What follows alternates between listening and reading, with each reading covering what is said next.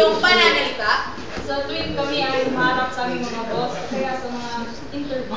Nakita mo na dyan, formal ang ginagamit nila sa mga pagkikipag-usap sa kanilang mga boss at sa interview. Ikaw naman?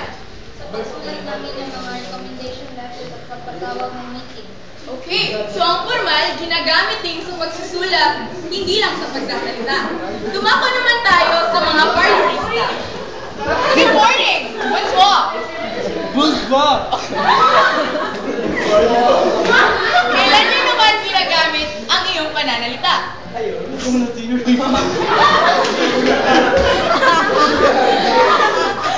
Ginagamit namin ang aming pananalita.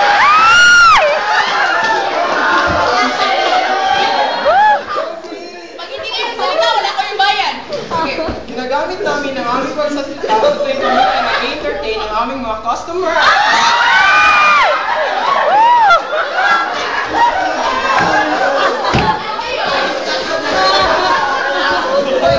Para makuha natin si Jan sa kanyang pananalita, merong gagawin ang mga panauhin ngayon.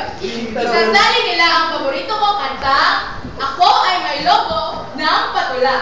Ating simulan. Ako ay may logo. Formal. Ako ay may lubi! Sunod na linya. Lumipad sa langit. Formal. Ganun sa heaven! Sunod. Hindi ko na makita. Formal. Hindi ko na ma-sighting.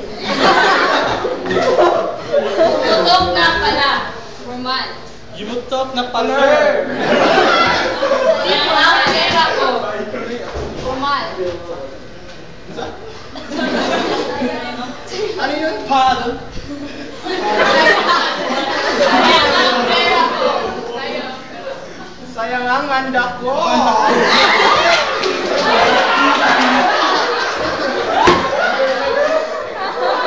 Napili ng logo. Formal. Pabili ng lubi!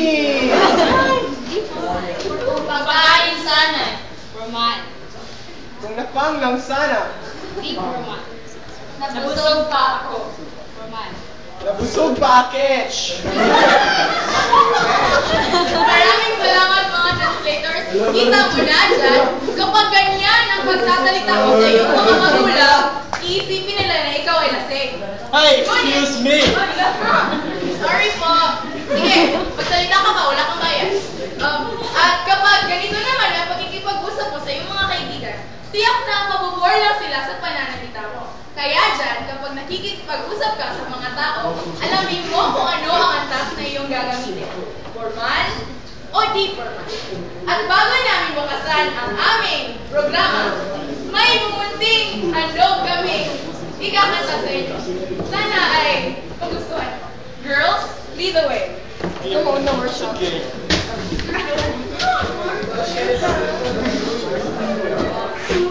Alam niyo ba ang kantang Bubuka ang Bulaklak?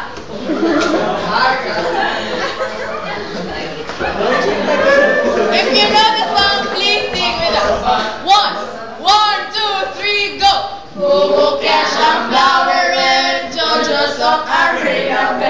Sasayaw ng cha-cha, check this eclabouche.